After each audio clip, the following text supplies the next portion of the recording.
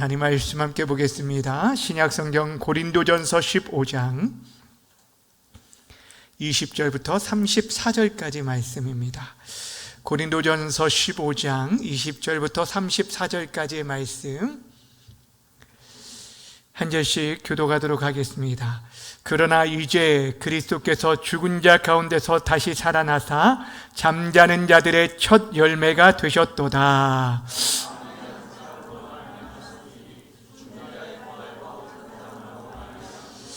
아담 안에서 모든 사람이 죽은 것 같이 그리스도 안에서 모든 사람이 삶을 얻으리라.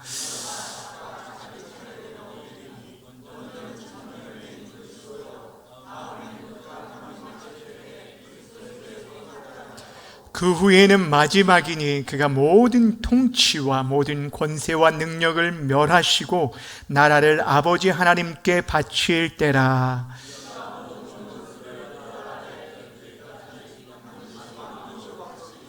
맨 나중에 멸망받을 원수는 사망이니라.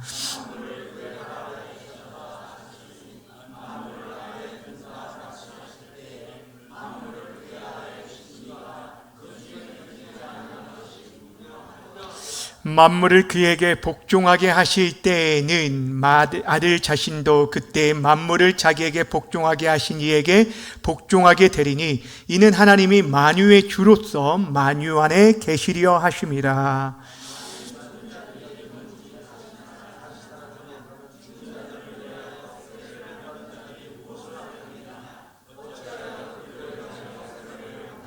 또 어찌하여 우리가 언제나 위험을 무릅쓰리요.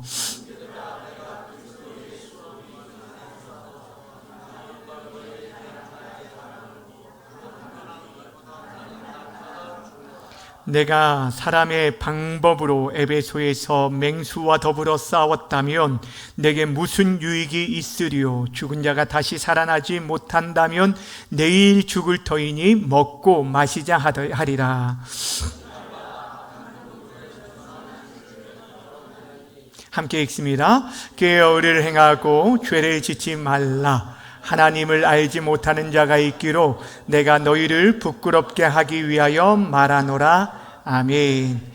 오늘 이 시간에는 부활의 첫 열매라는 제목을 가지고 말씀 증거하도록 하겠습니다. 우리가 계속적으로 이 고린도전서를 통해서 사도 바울이 고린도 교회에 보낸 이 서신을 통해서 그들 안에 있는 여러 가지 문제에 대한 가르침과 권면과 책망을 듣고 있습니다.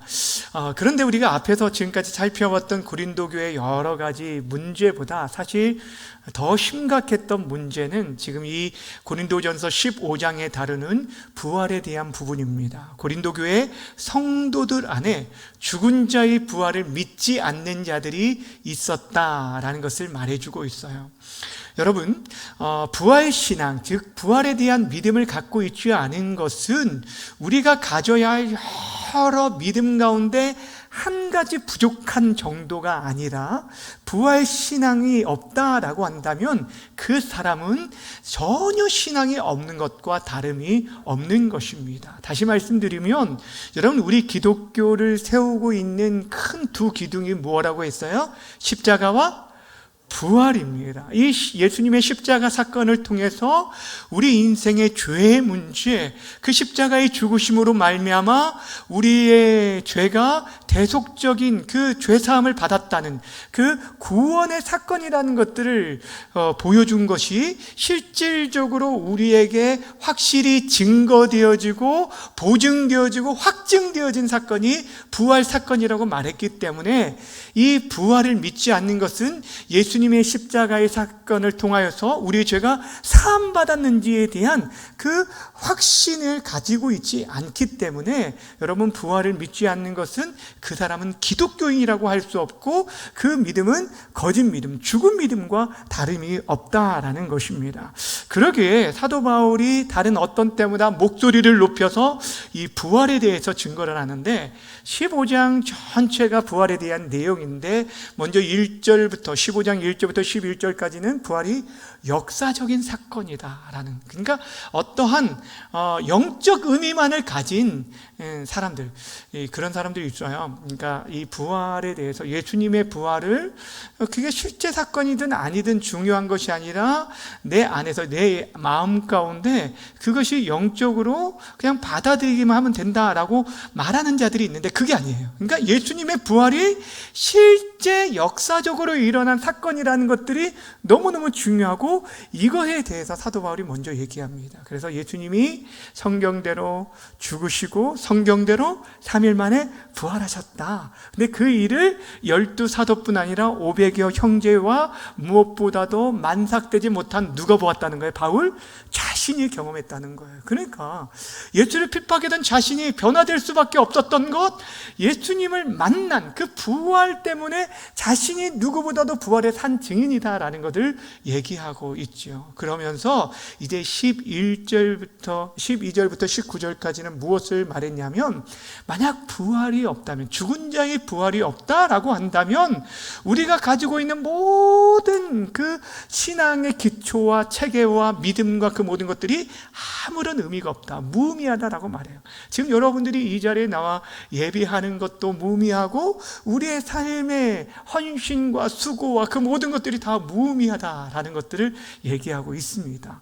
그러면서 부활이 없다면 이 가정법을 통하는데 가장 먼저 얘기하는 것이, 죽은 자의 부활이 없다면 하나님께서 누구를 부활시키지 않았다는 거예요? 그리스도, 예수님을 부활시키지 않았다.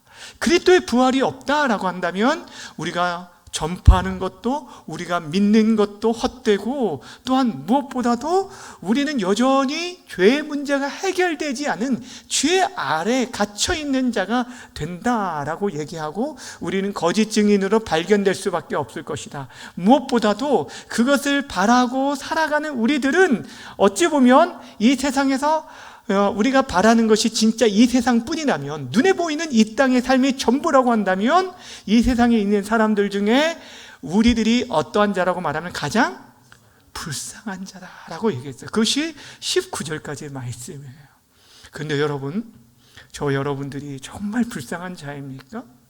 그 믿음을 가지고 다시금 우리 주님의 부활뿐 아니라 그 부활을 통하여서 우리 또한 부활하게 될 것을 믿고 살아가는 저와 여러분이 정말 이 세상의 가장 어리석은 자이고 가장 불쌍한 자입니까?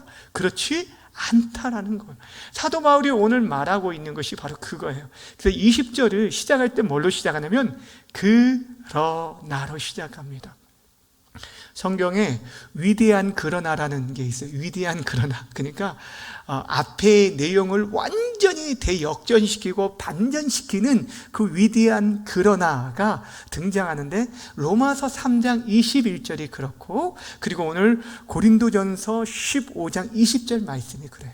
그러니까 그 앞에 있는 모든 것들을 완전히 역전시키고 바꾸시는, 그러니까 우리가 이 세상에 가장 미련하고 어리석은 자가 될 수밖에 없지만, 그러나 그리스도께서 부활하심으로 우리는 어리석은 자가 아니고, 우리의 믿음이 헛되지도 않고, 우리가 증거한 것, 우리가 소망하는 것, 이것이 전혀 헛되지 않다는 것들을 말씀해 주고 있어요. 자, 20절 어떤 말씀을 하고 있는지 힘있게 함께 읽습니다. 시작.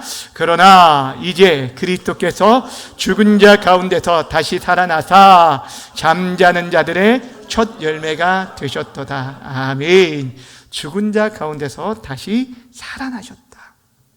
그래서 잠자는 자들의 첫 열매가 됐다, 이 말씀을 주목해야 하는데, 여기 앞에 잠자는 자라는 표현인 어떤 표현이냐면 죽은 자를 의미합니다. 죽은 자를 표현할 때 완고한 표현으로 이렇게 잠자는 자라고 표현하고 있는데, 잠자는 자들의 첫 열매가 됐다라고 말하고 있어요.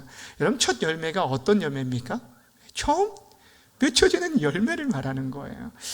사실 우리 가운데 시골에서, 이렇게 시골분이 아니신 이상, 평택도 시골이라고 할 수 있나요? 죄송합니다. 여러분, 그 시골분이 아닌 이상 나무만 보고, 그 잎만 보고, 저 나무는 이런 나무구나, 어떤 과실수구나 라는 것들을 알 수 있는 분들이 그렇게 많지 않을 것 같아요. 뭐 이렇게 대표적인 것 아니고서는. 그런데 여러분, 그 나무가 어떤 나무인지 무엇을 통해 알아요? 그 맺혀진 열매를 보면 알아요. 그러니까 사과가 맺혀지면 이 나무는 사과나무라는 거예요. 그런데 더 중요한 게 뭐냐면 첫 열매가 사과가 맺힌 나무, 그 나무에 붙어있는 가지는 어떠한 또 다른 열매를 맺을까요? 어떤 열매? 자, 보세요. 사과를 맺은 나무예요. 그 나무에 붙어있는 가지는 또 어떤 열매를 맺어요? 사과를 맺는 거예요. 사과나무가 감을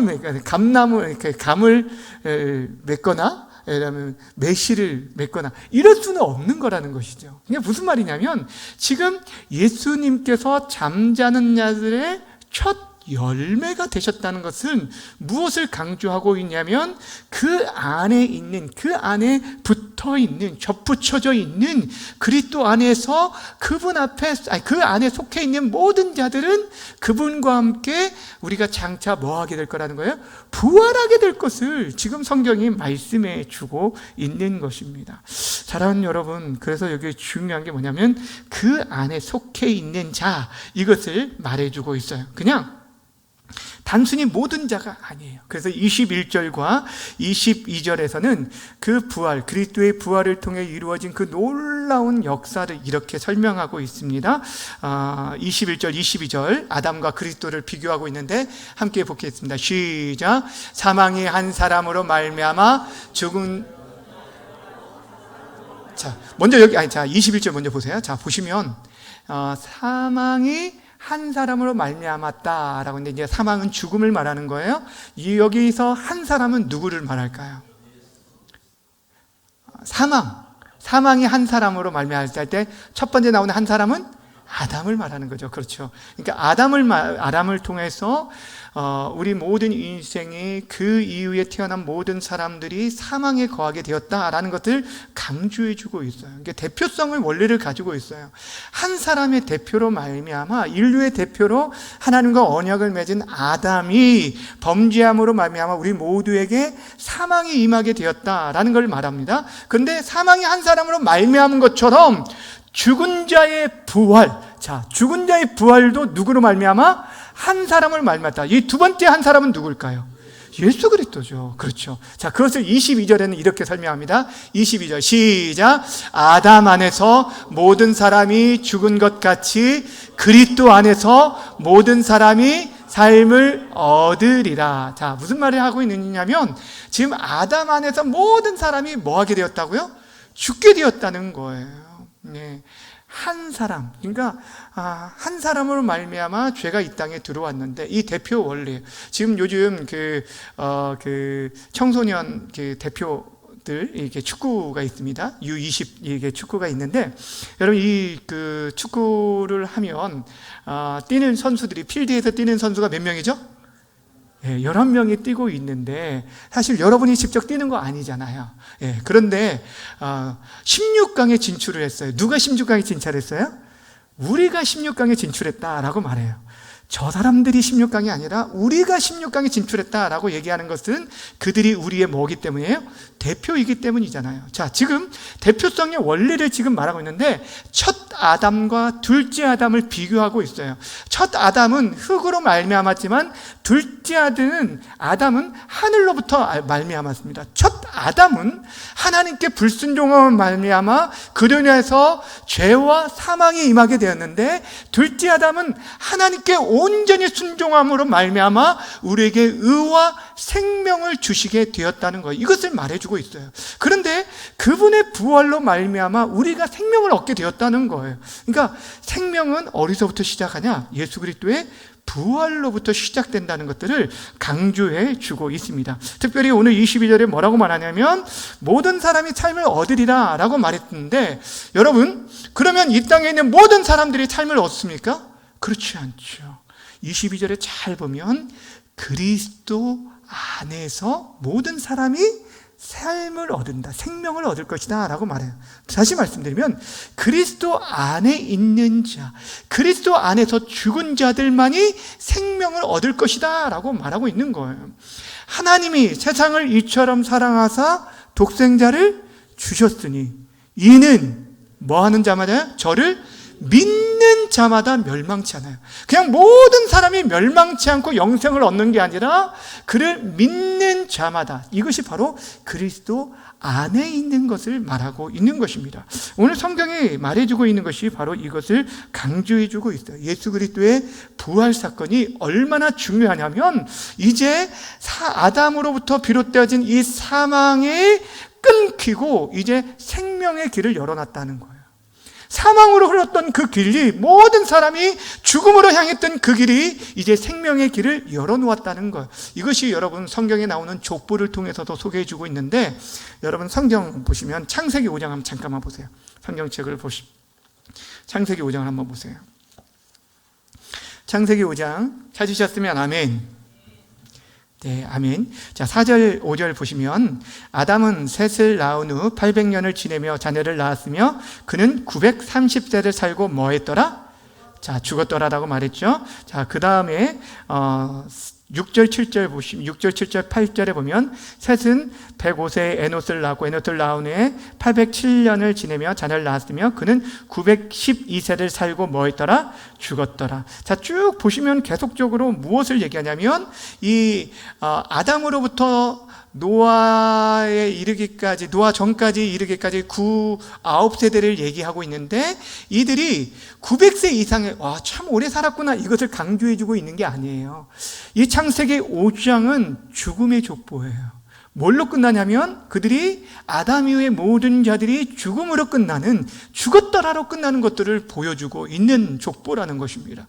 그런데 그 족보가 생명의 족보로 바뀌는 것이 마태복음 1장이에요. 그래서 마태복음 1장은 무엇을 하냐면, 죽고라는 게 없고 뭘로 나오냐면은 아브라함이 이삭을 낳고, 이삭은 야곱을 낳고로 하면서 생명의 역사, 그러니까 그 생명이 예수 그리스도 안에 있는 자들, 그분으로부터 생명의 족보가 이어가게 되어진다는 것들을 우리에게 보여주고 있어요. 그 안에 거하면 그 사람이 어떤 자인지, 유다와 같이 어찌 보면 그 며느리와의 관계 속에서 아이를 낳고, 또 그 안에 다말도 들어가고 기생 라합도 들어가지만, 그들이 누구 안에 있었기 때문에 생명의 족보가 됐냐면 예수 그리스도 안에. 이것이 중요하다는 거예요. 근데 그 모든 것이 어디서부터 시작됐느냐? 예수 그리스도의 부활을 통하여서 모든 것들이 역전되었다는 거예요. 죽음의 역사가 생명의 역사로 변화되었다라는 것을 말씀해 주고 있는 것입니다. 사랑하는 여러분, 지금 아담과 예수 그리스도를 비교하는 것은 아담으로부터 시작된 죽음의 역사가 예수 그리스도의 부활을 통해서 생명의 역사로 바뀌게 됐다라는 것을 말해주고 있는 것입니다. 그러면서 23절에 보면 이 부활의 순서에 대해서도 얘기해주고 있습니다. 23절 제가 읽어드립니다. 그러나 각각 자기 차례대로 되리니 먼저는 첫 열매인 그리스도요, 다음에는 그가 강림하실 때에 그리스도에게 뭐한 자요? 자, 첫 부활은 예수님이 첫 번째고, 그 다음에 누구에게 속한 자? 그리스도에게 속한 자. 여러분, 이 그리스도께 속한 자라는 말을 이전 성경은 그리스도께 붙어 있는 자라고 말하고 있어요. 그러니까 여러분, 우리 그리스도인은 어떤 자냐면 그리스도께 꼭 붙어 있는 자예요. 그리스도께 접붙임 바 된 자들이에요. 생명 없는 자였지만 생명 대신 그리스도께 접붙임 바 되어져서 그로 인해서 영생을 얻은 자들이 바로 저와 여러분이라는 걸 말해주고 있다는 거예요. 그런데 왜 이 순서를 말하냐면, 예수님이 이미 부활하셨기 때문에 이제 누구 차례라는 거예요? 우리 차례가 온다는 거예요. 그러니 기다리라는 거예요. 그것을 지금 사도 바울이 얘기하고 있습니다. 그러면서 그리스도께서 강림하실 때에 이루어질 일에 대해서 얘기하고 있습니다. 그러니까 예수님의 이 부활 사건이 생명의 역사로 온전히 완성되어지고 성취되어질 때가 언제냐면 바로 그리스도께서 강림하실 때라는 거예요. 그때 이루어질 일 24절에 이렇게 요약해주고 있어요. 24절 함께 읽습니다. 시작. 그 후에는 마지막이니 그가 모든 통치와 모든 권세와 능력을 멸하시고 나라를 아버지 하나님께 바칠 때라. 아멘. 이때가 바로 강림하실 때 이루어질 일이라고 얘기하고 있어요.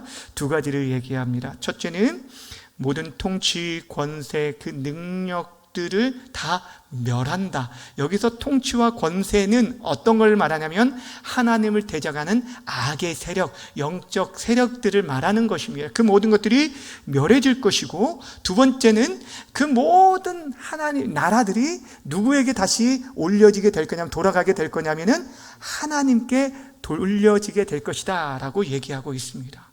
여러분은 원래 이 세상은요, 누구의 것이죠? 만물이 하나님께 속했어요. 그리고 하나님께로 돌아가게 되어질 거예요. 그런데 죄로 인해서 잠시 이 모든 것을 누가 주관하고 있다라고 말하냐면은 에베소서 6장에 보면은 하늘을 주관하는 자가 누구예요? 악한 세력들이라고 말하고 있습니다. 그런데 우리 주님의 부활로 인해서 더 이상 사망이 왕노릇하지 아니하고 예수 그리스도께서 친히 이 땅의 왕이 되신다는 것을 선포해 주셨어요. 그리고 그분이 친히 이 세상을 다스리시고 그 모든 것들을 마지막 때에 다 멸할 거라는 거예요. 그러니까 여러분, 주님이 다시 오실 그 날은 어떤 날이냐면, 우리에게 있어서는 육체가 죽은 자 가운데서 부활의 날이 될 것이지만, 반면에 하나님을 대적하는 자들에게는 어떤 날이에요? 심판의 날이에요. 멸하게 되어질 거예요. 그리고 그 모든 하나님의 나라가 다시금 회복되어져서 하나님께 돌려지게 되어질 것을 말씀하고 있어요. 여러분, 이 우주적인 회복을 말하는 거예요. 에덴 동산이 회복되어질 것이고 하나님의 다스림과 통치로 인해서 모든 죄가 물러나게 될 거라는 거예요. 그래서 마지막에 멸망당하는 것이 사망, 죽음이라고 말하고 있어요. 죄로 인해서 죽음이 시작되었는데 예수님의 부활을 인해서 마지막 때 그 죽음이 멸하여지고 참된 부활로 이 세상이 회복되어질 것을 말씀하고 있어요. 자, 지금 이게 어디서부터 시작되냐면 예수님의 부활 사건으로부터 소개해주고 있다는 것을 여러분 기억하시길 바랍니다. 예수님이 친히 이 땅에 왕으로 오셨어요.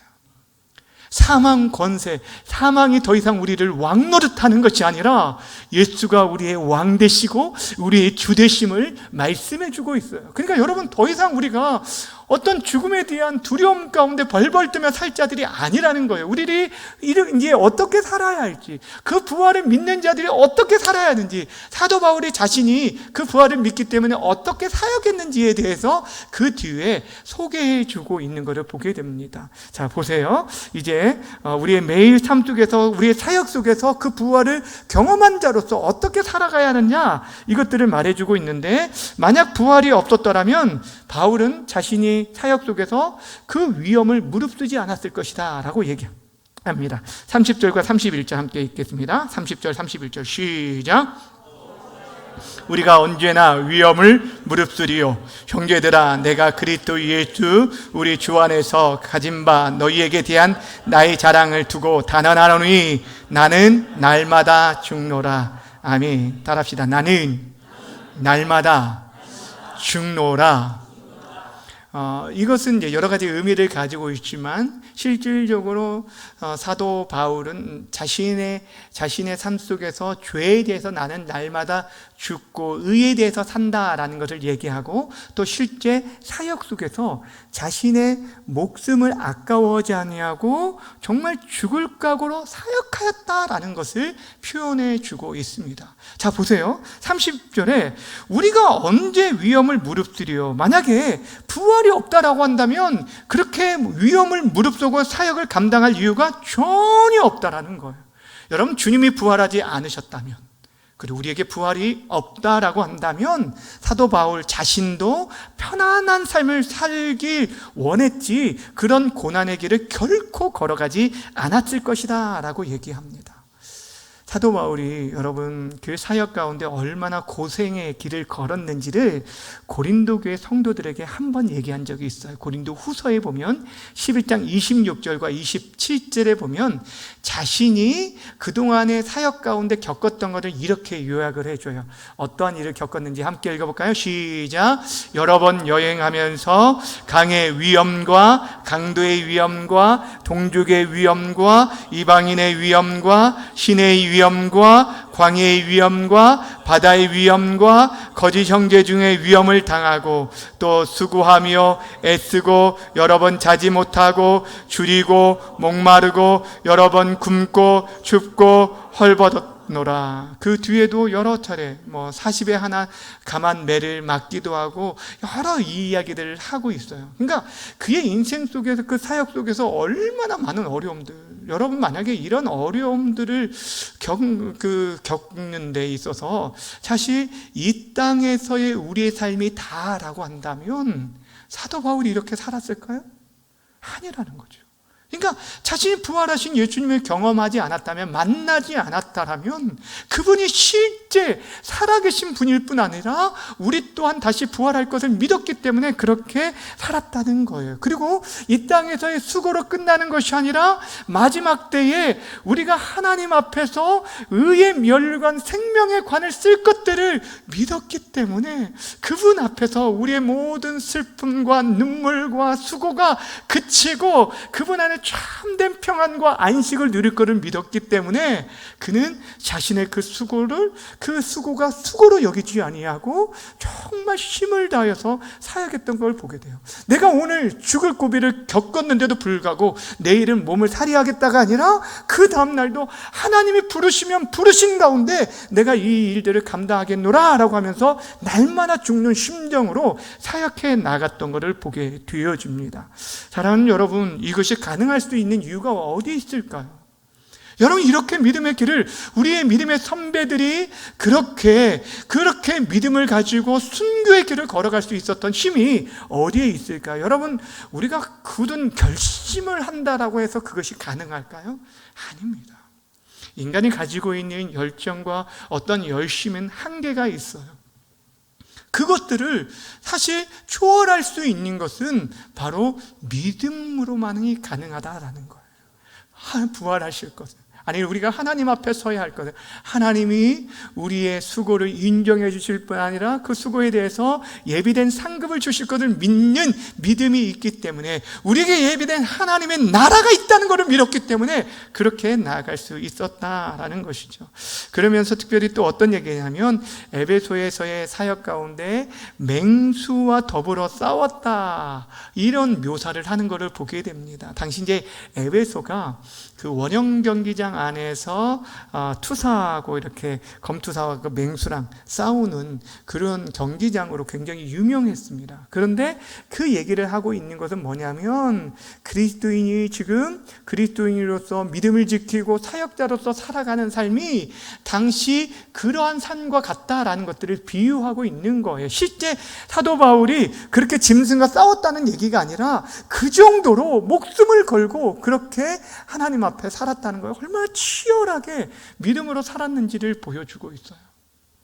사랑하는 여러분, 지금도 그 사역을 감당하는 것, 몸의 부활을 믿었기 때문이라는 거예요. 여러분, 만약 우리의 삶이 죽음으로 모든 것이 끝난다면 왜 쓸데없이 바울이 그러한 고난과 위험을 감수하겠습니까? 오히려 세상 사람들이 말하는 것처럼, 오늘 본문에 보면 뭐라고 말하고 있냐면, 지금 우리가 아까 읽었던 말씀 뒤에 보면, 32절 뒤에 보면 내일 죽을 터이니 먹고 마시자 하리라 라고 얘기하고 있어요. 내일 죽을 터니 먹고 마시자 하다. 이거는 당시의 속담이었어요. 이게 이사야에서도 똑같은 말씀이 있는데, 그러니까 무엇을 말하냐면, 이 땅에서의 삶이 끝이라고 한다면 오늘을 즐기라는 거예요. 내일이 세상 끝이니까 오늘 나에게 주어진 이 시간 속에서 실컷 먹고 실컷 누리자라는 얘기를 하고 있는 거예요. 사도 바울이 지금 그 얘기를 하고 있는 게 무엇입니까? 정말 이 세상의 끝이기에, 이 세상의 삶이 다이기 때문에 그렇게 살라는 거예요? 아니라는 거예요. 만약에 세상 사람들이 말하는 것처럼 그랬다면 자기는 그렇게 살았을 거라는 거예요. 만약에 세상 사람들의 말처럼 이 세상의 삶이 정말 끝이라고 한다면 자신은 정말 그거를 위해, 세상의 어떤 부귀와 영과 자신의 육체적 욕망을 추구하는 일을 위해서 자신의 온 에너지, 모든 삶을 다 투자했을 거라는 거예요. 어찌 보면 사도 바울이 구약의 율법에 정통하였고 가졌고 또 그랬지만 그럼에도 불구하고 그가 율법에 열심이었던 것은 사람들로부터 인정과 그런 것들을 받기 위함이었을 것 같아요. 그러다 보니까 다메섹까지 그 먼 거리까지 예수 믿는 자들을 잡으러 가는 그런 열심을 드러내는 것, 가말리엘 문화생 최고의 학벌, 지금으로 말하면 서울대 법대 출신이에요. 그러니까 세상의 성공을 향해 달려갔던 그의 인생이 사람들이 볼 때는 그 모든 것들을 다 배설물처럼 버리고 그가 돌아섰어요. 예수님께 돌아섰어요. 그러니까 사람들이 보면 다 미쳤다가라고 생각할 수밖에 없잖아요. 그런데 만약 이 세상의 삶이 진짜 끝이라고 한다면 자기는 정말 성공을 위해, 돈을 위해, 쾌락을 위해 살았을 거라고 얘기하고 있는 거예요. 근데 그렇지 않다는 거예요. 그렇지 않다는 거예요. 그러게 그는 그리스도의 부활이 확실하기 때문에 그리스도의 부활 또한 우리 또한 부활할 것을 소망하는 자가 어떻게 살아가야 할지를 두 가지를 얘기합니다. 33절과 34절에 말하는데 먼저 33절 함께 읽겠습니다. 33절 시작. 속지 말라. 악한 동무들은 선한 행실을 더럽히나니. 아멘. 첫 번째 얘기하는 게 뭐지 말하고요? 속지 말라. 속지 말라는 거예요. 뭐에 속지 말라는 거예요? 지금 악한 동무들은 선한 행실을 더럽힌다. 이게 너희들이 의롭게 믿음으로 살아가는 거 헛된 삶이야. 너 그렇게 살 필요가 없어 라고 말하는 사람들, 주변의 이웃들, 이 사람들은 악한 동무라는 거예요. 여러분을 위하는 게 아니라는 거예요. 너 그렇게 교회를 위해서 충성할 필요가 있냐? 그렇게 너희 애써서 벌었던 그 돈을 가지고 11조를 한다고? 정신이 나간 거야? 그 돈으로 네 노후 자금을 마련해 라고 말할 수도 있는 사람들이 있을 거예요. 말하는 사람들이 있을 거라는 거예요. 주변에 그런 사람들이 있는데 그렇게 우리가 걸어가는 그 길, 믿음으로 살아가고 의를 행하며 살아가는 그 길, 선한 행실, 이것이 헛되다고 말하는 사람들이, 이 사람들 그 말에 속지 말라는 거예요. 그러니까 이 세상의 삶이 끝이라고 말하는 사람, 이 세상에서 거룩함으로 살아가는 거 다 쓸데없다라고 말하는 그 사람들의 말 속지 말라는 거예요. 그들은 악한 동무예요. 우리를 무너지게 만드는 자들이라는 거예요.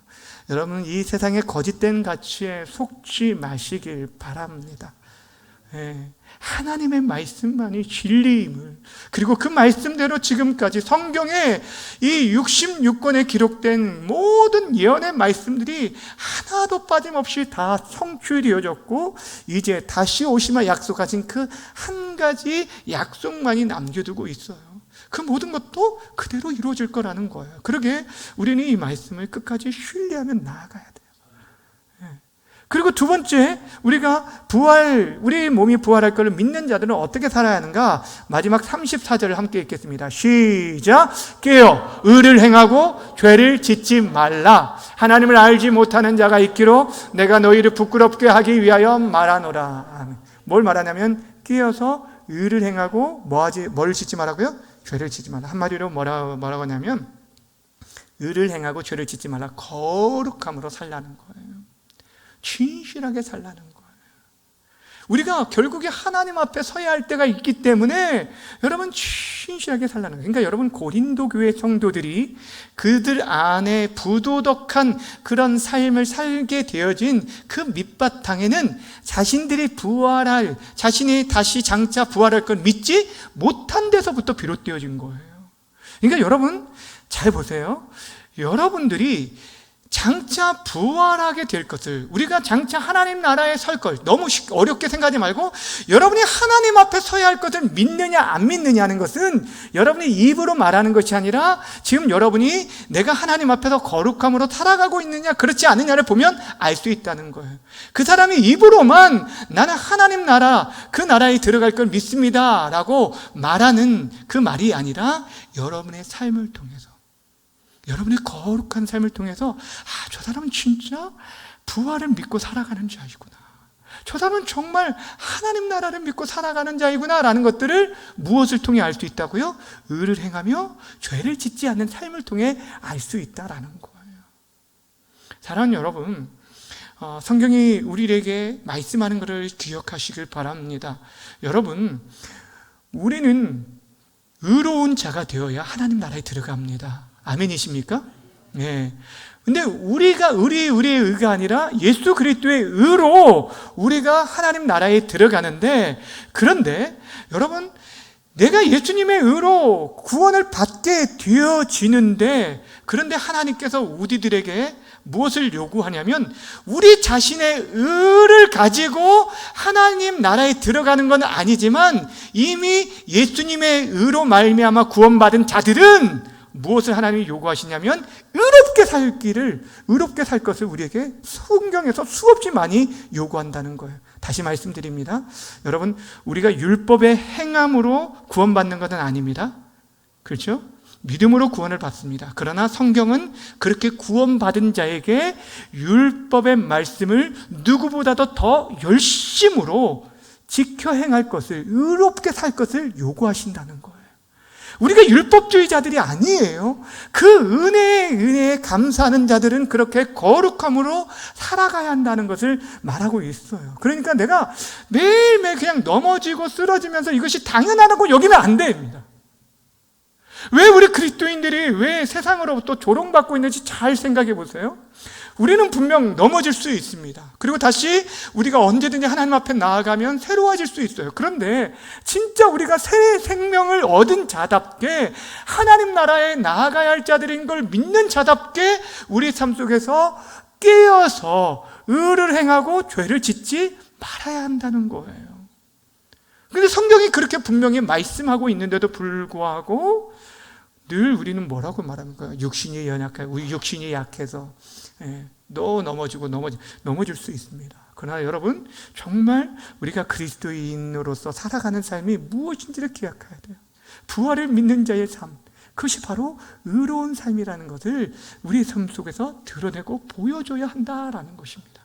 전에 사랑하는 여러분, 예수님의 부활이 있고 예수님의 부활이 확실하고, 또한 그분의 부활로 인해서 그분이 첫 열매가 되심으로 말미암아 우리 또한 부활할 것을 믿습니다. 그분의 부활과 우리가 장차 부활할 것이 있기 때문에 오늘 하루가 우리에게 의미가 있는 거예요. 여러분이 이 자리에 있는 것이 의미가 있다는 거예요. 그분의 부활이 있기 때문에 여러분의 헌신과 수고와 모든 신앙생활이 의미가 있는 것입니다. 그러니까 여러분, 우리 안에 그 부활신앙으로 무장되지 않고서는 여러분들의 어떤 헌신과 수고와 그 모든 것도 의미가 없게 되어져요. 그러기에 사랑하는 여러분, 우리 주님의 부활이 나의 부활임을 믿으시길 바랍니다. 그리고 장차 하나님 앞에 서야 할 날들을 믿고 살아간다면 우리 삶 속에 지금 어떻게 살아니, 이 세상의 가치에 속아 넘어지지 말고 의로운 삶, 깨어 의를 행하고 또한 죄를 짓지 않는 믿음의 삶을 살아갈 수 있는 저와 여러분 되어주기를 바랍니다. 우리의 힘으로 되어진다고 말하는지는 않아요. 성령께서 우리 가운데 함께 있고 우리가 그분 안에 거할 때, 그분의 말씀이 또 우리 안에 거할 때만이 우리가 많은 열매를 맺을 뿐 아니라 그 의의 길을 걸어갈 수 있음을 말하고 있습니다.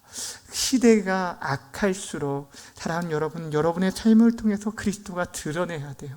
보여줘야 돼요. 증거되어져야 돼요. 여러분의 삶을 통해서 부활하신 주님이 나타나고 보여지고, 또 장차 우리에게 임할 그 부활을 소망하는 자로서 그렇게 믿음으로 여러분이 의롭게 거룩함으로 살아가는 우리 모든 성도님들 다 되어주시기를 주님의 이름으로 간절히 축원합니다. 기도하겠습니다.